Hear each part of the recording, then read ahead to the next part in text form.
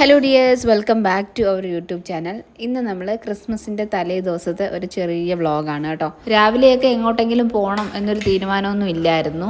പിന്നെ കുറച്ച് കഴിഞ്ഞപ്പോഴത്തേക്കും നമ്മൾ വിചാരിച്ചു ഹസ്ബൻഡിൻ്റെ ഫാമിലിയിലോട്ടൊന്ന് പോകാമെന്ന്. ക്രിസ്മസ് ഒക്കെ അല്ലേ, അപ്പോൾ ഞങ്ങൾ വിളിച്ചപ്പോൾ ഇവിടെ ചേട്ടന്മാരും ചേച്ചിമാരും പിള്ളേരും ഒക്കെ ഉണ്ടെന്ന് അറിഞ്ഞിട്ട് ഞങ്ങൾ നേരെ ഇങ്ങോട്ടേക്ക് പോകുന്നു.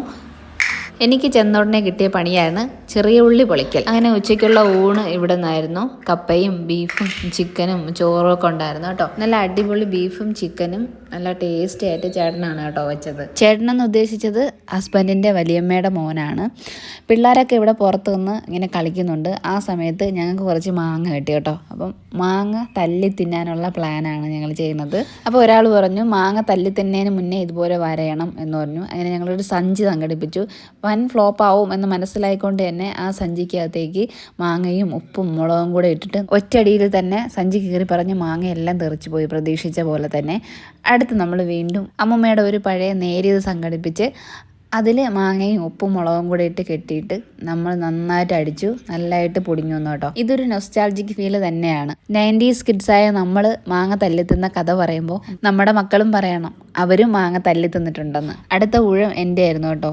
ഞാൻ ഇതുപോലെ നേരിയതിൽ മാങ്ങയും ഉപ്പും മുളകും കൂടെ ഇട്ട് കെട്ടിയിട്ട് നന്നായിട്ട് തല്ലി തല്ലി തല്ലി തല്ലി തല്ലി അവസാനം നന്നായിട്ട് പൊടിഞ്ഞ് കിട്ടിയിട്ടുണ്ട് മാങ്ങ. അടിപൊളി ടേസ്റ്റാണ് ഈ മാങ്ങയ്ക്ക് കേട്ടോ. ഇങ്ങനെയൊക്കെ ചെയ്തിട്ടില്ലാത്തവരുണ്ടോ എന്നറിയില്ല. ചെയ്തിട്ടില്ലെങ്കിൽ നിങ്ങൾക്ക് അവസരം കിട്ടുന്ന സമയത്ത് ഇങ്ങനെയൊക്കെ മാങ്ങ ഒന്ന് തല്ലി തിന്ന് നോക്കണം കേട്ടോ. എല്ലാ പേരും കൂടുമ്പോൾ ഇങ്ങനെയൊക്കെ ചെയ്യുന്നത് ഒരു രസമുള്ള കാര്യമാണ്. കൂട്ടത്തോടെ അത് ഷെയർ ചെയ്ത് കഴിക്കുമ്പോഴുള്ള സന്തോഷവും വേറെയാണ് കേട്ടോ. പിന്നെ നമ്മുടെ സ്ഥിരം പരിപാടിയാണ് റീൽസ് എടുക്കൽ. ഇതിൻ്റെ പാട്ട് കേൾപ്പിക്കാൻ പറ്റൂല കേട്ടോ, കാരണം എനിക്ക് കോപ്പിറൈറ്റ് അടിക്കും. ഇതൊരു വൈറൽ സ്റ്റെപ്പും വൈറൽ സോങ്ങും ആയതുകൊണ്ട് തന്നെ ഇത് കണ്ടുപിടിക്കാൻ ഭയങ്കര എളുപ്പമായിരിക്കും കേട്ടോ. ഞങ്ങൾ അവിടുന്ന് ഫുഡൊക്കെ കഴിച്ചിട്ട് ഇറങ്ങി നേരെ ഞാൻ എൻ്റെ നീസിനെ കാണാൻ പോയി. എന്ന് വെച്ചാൽ എൻ്റെ മരുമോള് എൻ്റെ സഹോദരൻ്റെ മോള് ഊഞ്ഞാലാടി തിമിർക്കുന്നതാണ് ആ പുള്ളിക്കാരി. അവിടെ കുറേ നേരമൊക്കെ ഇരുന്നതിന് ശേഷം നമ്മൾ നേരെ തിരിച്ച് വീട്ടിലേക്ക് പോവാണ്. വീട്ടിൽ പോകുന്ന വഴിക്ക് ഇതാ കാണുന്ന കാഴ്ചയാണ്. ക്രിസ്മസിൻ്റെ തലേ ദിവസം ആയതുകൊണ്ട് തന്നെ പള്ളികളിലും റോഡ് സൈഡിലും ഒക്കെ ഇങ്ങനെ സ്റ്റാർസും ലൈറ്റ്സും ഒക്കെ ആയിട്ട് പിന്നെ ഇതാ കരോൾ സംഘമൊക്കെ നടന്നു പോകുന്നുണ്ട്. പള്ളികളുള്ള സ്ഥലങ്ങളൊക്കെ എത്തുമ്പോൾ ഇതുപോലെ നിറയെ ലൈറ്റ്സാണ്. ഒരു പള്ളിയിൽ നിന്ന് പോകുന്ന ഘോഷയാത്രയാണ്. ഇനി ഇവിടുന്ന് നമ്മൾ നേരെ പോയത് കുറച്ച് ഫ്രണ്ട്സിനെ കാണാനാണ് കേട്ടോ. നമ്മുടെ ഒരു ചേട്ടൻ്റെ വീട്ടിലാണ് കേട്ടോ ഫ്രണ്ട്സ് എല്ലാവരും കൂടെ മീറ്റ് ചെയ്ത്.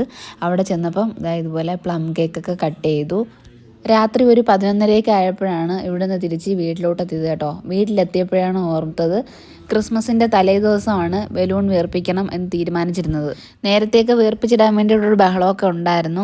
ഞാൻ പറഞ്ഞു ക്രിസ്മസിൻ്റെ തലേ ദിവസം വീർപ്പിച്ചാലേ ഇത് കിടക്കുള്ളൂ, ഇല്ലെങ്കിൽ അത് പൊട്ടിപ്പോവുകയും കാറ്റ് പോവുകയൊക്കെ ചെയ്ത് കഴിഞ്ഞാൽ ക്രിസ്മസിൻ്റെ അന്ന് ബലൂണൊന്നും കാണൂല എന്ന് പറഞ്ഞ് മനസ്സിലാക്കിയിട്ട് നമ്മളത് മാറ്റി വെച്ചേക്കുമായിരുന്നു കേട്ടോ. എന്തായാലും ഇന്ന് വീർപ്പിച്ചില്ലെങ്കിൽ നാളെ രാവിലത്തേക്ക് സമയം കിട്ടൂല എന്ന് മനസ്സിലാക്കിയിട്ട് ഞാൻ ഇതുപോലെ ബലൂണെല്ലാം വീർപ്പിച്ചെടുത്തു കേട്ടോ. Merry Christmas, happy new year എന്നൊക്കെ എഴുതിയ ബലൂൺസൊക്കെ ഉണ്ടായിരുന്നു.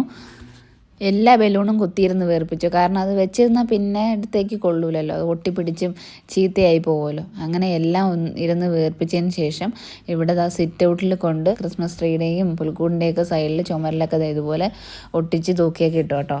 എന്നിട്ട് രണ്ടുപേരെയും രണ്ട് സൈഡിലായിട്ട് നിർത്തി കുറച്ച് ഫോട്ടോസും വീഡിയോസൊക്കെ എടുത്തു. അങ്ങനെ 12 മണി അടിച്ചപ്പോൾ മോനെ കൊണ്ട് പുൽക്കൂട്ടിലേക്ക് ഉണ്ണിയേശുവിനെ എടുത്ത് വെപ്പിച്ചു കേട്ടോ. എൻ്റെ മോള് ഉണ്ണി ഈശോയെ ഉണ്ണിക്കേശു എന്നാണ് കേട്ടോ പറയാറ്. പുൽക്കൂട് വെച്ച് അന്ന് മുതൽ ഡെയിലി ചോദിക്കും ഉണ്ണിക്കേശുവിനെ വെക്കുന്നില്ലേ എന്ന്. അപ്പോൾ ഇത്രയേ ഉള്ളൂ ക്രിസ്മസിൻ്റെ തലേ ദിവസത്തേക്കുള്ള വീഡിയോ കേട്ടോ. നിങ്ങൾക്ക് വീഡിയോ ഇഷ്ടപ്പെട്ടിട്ടുണ്ടെങ്കിൽ ലൈക്ക് ചെയ്യാം.